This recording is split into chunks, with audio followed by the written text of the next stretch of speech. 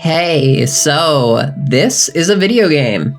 And hear me out here, it is beautiful. A SpongeBob SquarePants Patrick Star spin-off video game isn't something most of us knew we even needed. But it came from the depths of the watery abyss to tickle our collective giblets all the same.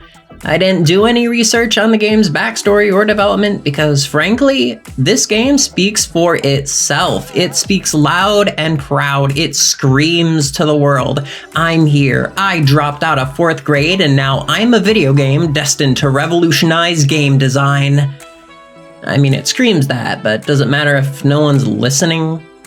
And we'll get into why no one's listening to what it's screaming a bit later on. But for now, I'm gonna tell you that since the first time I saw gameplay footage of this beast, I knew. I could feel the call to adventure deep inside. The chaos within me longed to escape and release itself all over the fishy inhabitants of Nickelodeon's flagship franchise. And I did. And I'm gonna tell you every moist, fishy detail. Now, if I said the phrase SpongeBob video games, what comes to mind? Probably Battle for Bikini Bottom, the movie game, or maybe the more recent Cosmic Shake, right? Maybe you're a little more of an obscure sponge game enjoyer and you think of Revenge of the Flying Dutchman or even Employee of the Month. Regardless, I bet my top, bottom, first dollar a physics-based, open-world goat sim-like game wasn't anywhere near those thoughts. Yet that's what we have here. You get to wander around a good-sized chunklet of Bikini Bottom, wreaking havoc and causing wanton destruction with whatever objects you decide to put into Patrick's pink meat stubs.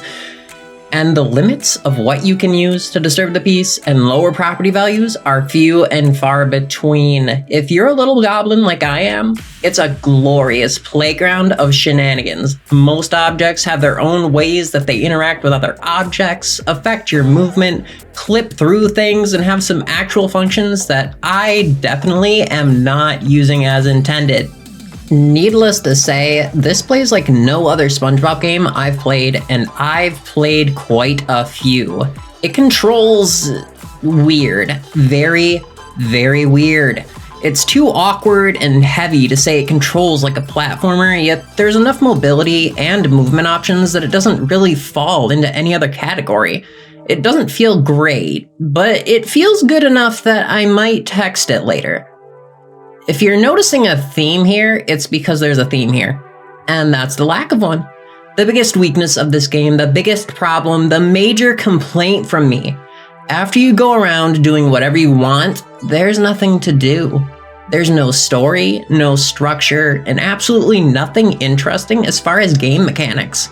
Sure, there's plenty of quests and such, but they're all so short, simple, and forgettable that they might as well not be there. A ton of the charm of a SpongeBob video game is in how it utilizes its world, its history, its characters and jokes, and there's almost nothing here. Much like SpongeBob's many holes, it's empty and gaping. Granted, there is quite a few landmarks and references in that way, and the costumes you can unlock are all pretty entertaining. This world is like a scary door, bizarro simulacrum of Bikini Bottom, and I can't really articulate it better than that. It's genuinely uncanny. A small handful of characters are here, and they have their proper voice actors and act mostly in character, yet they feel soulless. They don't feel like the charming and organic characters that live in this world. They feel like husks put in this world to give you menial tasks to do so you didn't notice how empty and cold this place is. You know, like a CEO. Their sole purpose is to exist, give you a task, and then reward you with this game's currency, sand dollars. And honestly, I'm very shocked it took someone this long to use that joke. Moreover, the lack of any narrative also drains the otherwise blindingly colorful world of its color because there's no situation for those characters to react to, meaning there's no real option for any interesting writing here. And if you don't see how that's a problem in a SpongeBob game, then you are not familiar with the show. It thrives off of its clever writing with jokes and characters, And you take that away, you take their soul away, you take their skin away, and put it on a block of code, and you have an uncanny valley version of sandy nuts in my mouth cheeks.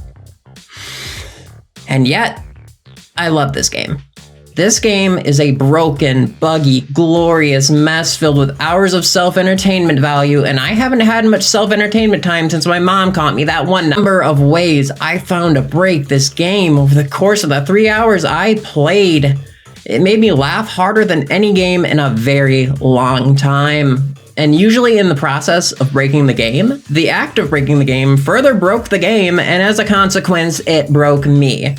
It is pure, uncut, mindless entertainment, and yet there's few things as satisfying as terrorizing the nameless fish of Bikini Bottom, hearing their shrieks as I collect them into a living, seizuring ball of digital flesh trapped in the suctiony jaws of my mighty reef blower, using it to devour whole buses, alter the laws of physics, and take to the skies in erratic flight. And I would genuinely love to be able to talk more about this game, but there's just not enough here. And if I kept going, I would have to repeat myself, and I already do that enough. So I guess the takeaway here is that... right, the takeaway of this game is